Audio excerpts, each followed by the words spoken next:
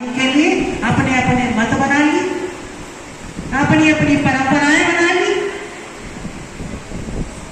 ये साधु संतों की परंपरा है। योग कैसे करना, स्वस्थ कैसे रहना, औषधि, सर्जरी, वेदों का ज्ञान दिया, हर प्रकार से ज्ञान दिया, लेकिन हमने निजी स्वार्थ के लिए सब भुला दिया। इसी साधु संतों की परंपरा को बाद में हमने सनातन धर्म का नाम दिया, हिंदू धर्म का नाम दिया। असल में ये ऋषि मुनियों की परंपरा है। हमारे जीवन जीने की पद्धति जो ऋषि मुनियों ने सिखाई वही हमारा आधार है। और जब उस परंपरा में सांसारिक योगियों ने घालमेल करना शुरू किया तो समय समय पे संत आए उन कुरीतियों को खत्म करने के लिए।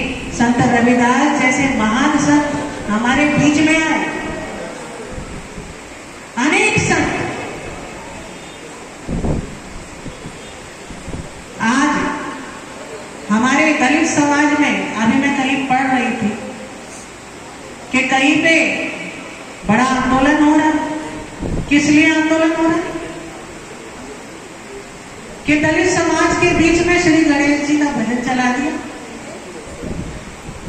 राम जी के नारे चला दिए, राम जी के नारे लगा दिए, तो आंदोलन हो रहा। कैसा किया, क्यों? कैसे लोग हैं ये, कैसी कड़वाहट इस संसार में व्याप्त कर रहे हैं? कहां से आए ये जहरीले लोग? क्या राजनीतिक लोग डिसाइड करेंगे क्या अध्यात्म क्या होना चाहिए? क्या छोटे छोटे नेता जो पैदा हुए हैं ये डिसाइड करेंगे? परमात्मा को कैसे पाना है? ये निजी स्वार्थ के लिए समाज में कड़वाहट को बढ़ाने का काम कर रहे हैं, तोड़ने का काम कर रहे हैं। संत रविदास जी चार वर्णों के गुरु, बहुत सम्माननीय थे अपने समय काल में। सबने अपने गुरु माना। तो उनकी परम शिष्या हुई जिन्हें आप सभी जानते हैं, मीराबाई। उन्होंने रविदास जी को गुरु माना। उनकी कथनों पर चली, उन्होंने जो कहा वो मीरा जी ने किया। अब मीरा जी के आराध्य कौन थे? मीरा जी के आराध्य थे श्री कृष्ण। गुरु कौन थे? संत रविदास जी। अब मैंने पहले ही कहा है कि गुरु बनाओ तो भोग बजा के बनाओ। मीरा जी सैकड़ों किलोमीटर की यात्रा करके रविदास जी के पास क्यों आई? उन्हें गुरु बनाने का निवेदन क्यों किया? कि संत रविदास जी उस लायक थे, उनमें वो इतनी भक्ति थी, वो शक्ति थी कि मीरा को कृष्ण से मिला दिया। और हमें बोलते हैं कि राम के नारे क्यों लगा दिए? रविदास जी के संस्कारों का अपमान कर रहे थे। हमें परमात्मा से मिलने में बाधा बन रहे हैं ये लोग। हमारी संस्कृति को खराब कर रहे हैं ये लोग, और ऐसे लोगों को नकार देना चाहिए। मैं माता हूं। माता कौन होती? जिसके मन में सबके लिए प्रेम हो, वात्सल्य हो। कोई गलत करे तो धमका भी दे, और अच्छा करे तो प्रेम से अपने आंचल में स्थान भी दे। साधु संत नहीं, जो गलती करेगा उसे दंड में मिलेगा, और जो अपराध करेगा उसे भयानक सजा भी मिलेगी, और जो अच्छा करेगा उसे प्रेम भी मिलेगा। परमात्मा की भी यही प्रकृति है। सबसे पहले स्वयं को समझना चाहिए कि है हम हैं कौन। हम ये शरीर नहीं है, हम इस शरीर में रहते हैं, इसका उपयोग करते हैं। हम इस शरीर से बाहर जाएंगे तो ये शरीर वैसे ही नष्ट हो जाएगा, काम करने का बंद हो जाएगा। जैसे कि पंखे में से इलेक्ट्रिसिटी बंद कर दो तो पंखा बंद। हम इस शरीर से बाहर निकले तो ये शरीर भी बंद। तो इस पंखे और हमें क्या समान है? तो सबसे पहले स्वयं को पहचाने कि हम हैं कौन। हम इस शरीर में रहते हैं, इसका उपयोग करते हैं, हम उस ईश्वर के अगर हम उसे कोई नाम ना दे। कई बार मैं विदेशों में जाती हूँ तो बोलती कोई नाम नहीं देते, वो तो निराकार है, ना वो स्त्री है ना पुरुष, वो तो विराट। अगर हम उसे सुप्रीम एनर्जी, एक सुप्रीम एनर्जी है जो इस पूरे संसार को कण कण को चलाती है, उसी सुप्रीम एनर्जी का अंग है। उस ईश्वर से अलग होके, उस सुप्रीम एनर्जी से अलग होके हम माता के गर्भ के माध्यम से इस संसार में जन्म ले लेते, तो सुप्रीम एनर्जी का अंग है, तो उस ईश्वर का अंग है। कहते हैं ना कि देवता तो हम में ही है, ईश्वर तो हम में ही है। वो इसीलिए कहते हैं। तो हमें समझना चाहिए कि हम उस ईश्वर का अंग हैं। तो ईश्वर ने हमें अपने से अलग क्यों किया जब हम उनका अंग हैं? कारण सिर्फ एक है। क्या कारण? कारण ये है कि मैंने ये जो सृष्टि बनाई है, जो भी सृष्टि, एक एक चीज, उसमें कुछ ना कुछ कमियां छूट गई। तो मनुष्य रूप में मैं तुम्हें वो भेज रहा हूं, संपूर्ण शरीर में भेज रहा हूं कि जाओ मेरी गंभीर बनाई हुई सृष्टि की सेवा करो, इसकी सुरक्षा करो, इससे प्रेम करो, इसकी सेवा करो। और ये सब तब तक नहीं किया जा सकता जब हम उनसे संपूर्ण दिल से, हृदय से प्रेम ना करें। इसीलिए प्रेम को सर्वोत्तम स्थान दिया गया।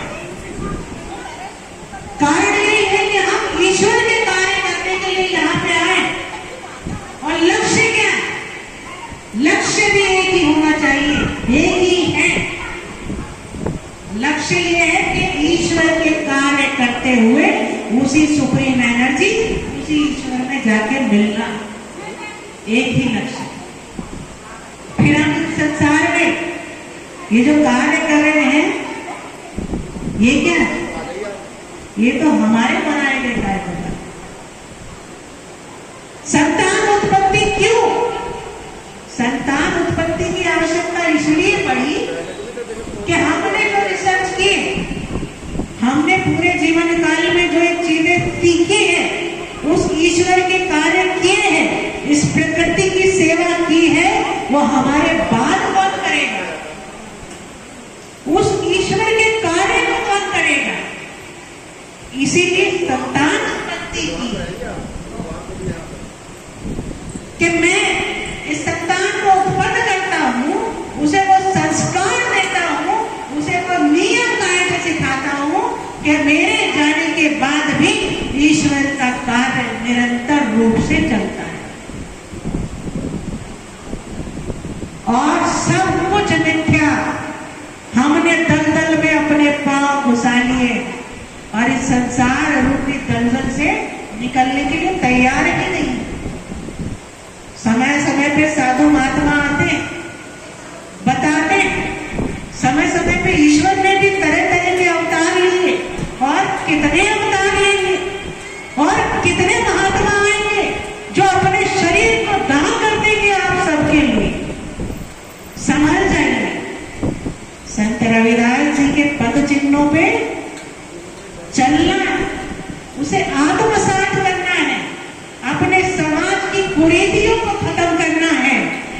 राष्ट्र हित में जो भी हो सके हम सबको संगठित होकर करना है।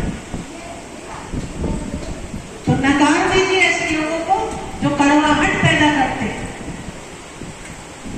दलित समाज कौन?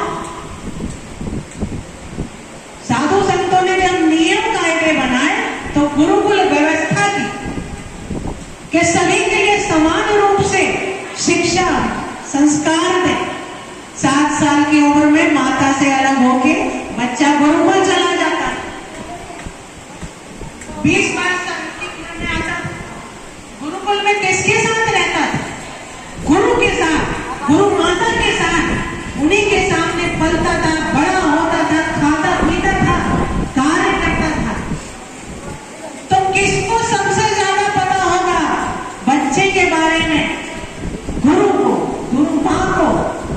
तो गुरु देखता था कि ये बच्चा जो है पढ़ने में बड़ा अच्छा, तो इसको स्पेशलाइजेशन करा दो, जिसे कहते हैं ऑनर्स, कि जाओ उसमें भेज दो, सहायता पढ़ो, वेद पढ़ो और आगे पढ़ाने का कार्य करो। ये बच्चा लड़ने में बड़ा अच्छा है, तो इसको निपुण कर दिया शस्त्रों में कि जाओ देश की समाज की रक्षा करो। क्षत्रिय हो, वो ब्राह्मण हो, ये बच्चे की तो व्यापारिक बुद्धि बड़ी अच्छी। स्पेशलाइजेशन करा दिया, जाओ डिपार्टमेंट में पढ़ो। वो वैश्य हो गया। एक बच्चा बड़ा सीधा साधा, सभी में थोड़ा थोड़ा सब कुछ था, बड़ा मेहनती, बड़ा ईमानदार। उसे कहा यही है हमारा सबसे प्यारा।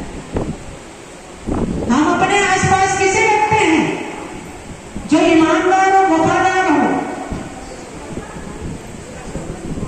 तो जाओ, ब्राह्मण तो गुरुकुलों में रहेगा, शिक्षा पढ़ाने का काम करेगा। वैसे अपने घर से दूर, समाज से दूर वर्षों के लिए चला जाता है, समाज वो अपना काम करेगा। क्षत्रिय बॉर्डर पे सेना में भर्ती होकर देश की रक्षा कर रहा, वो अपना काम करेगा। लेकिन समाज में तुम रहो। जब समाज में सुरक्षा का अभाव होगा तो तुम सुरक्षा करोगे। जब समाज में किसी प्रकार का भी अभाव होगा तो तुम करोगे। तो और जितने भी काम थे समाज के, वो कौन? उस बच्चे को दिया जो सबसे ईमानदार, जो लड़ने में भी अच्छा था, थोड़ा थोड़ा सब कुछ था और सेवा भाव सर्वोपरि था। ऐसे व्यक्ति को समाज में भेज दिया, वो कहलाए शूद्र। चारों वर्ण किसने दिए? गुरुकुल में गुरु ने दिए। आज सब अपने अपनी जातियों पे, कोई अपने आप को ऊंचा समझता है, कोई नीचा समझता है। सारी व्यवस्थाओं में परिवर्तन अपने अनुसार करके ऋषि मुनियों की परंपराओं को अपमानित कर दिया। आज साधु संतों को भी अपने कर्तव्यों को समझना चाहिए। साधु संतों ने कर्तव्यों का निर्वाह छोड़ दिया, इसलिए तो संसार में अंधकार व्याप्त है। बड़े बड़े आश्रम किसने बनाने के लिए कहा साधुओं को? साधु की प्रकृति को निरंतर परवाह भी होनी चाहिए। तो साधु संतों को भी अपने कर्तव्यों को समझना पड़ेगा।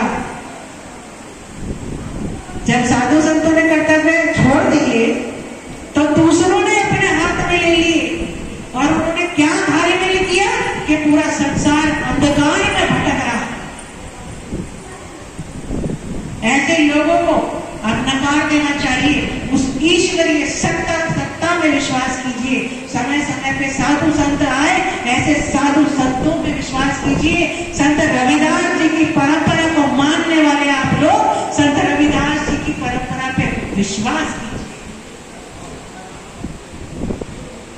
कहने अभी लंच का भी आपको समय हो रहा, मैं तो माता हूं, मैं आपका दुख कैसे देख सकती। फिर कभी आएंगे तो बहुत सारी बातें करेंगे। मैंने बहुत ज्यादा समय ले लिया है। इस राष्ट्र को आज आप सबकी आवश्यकता है। संत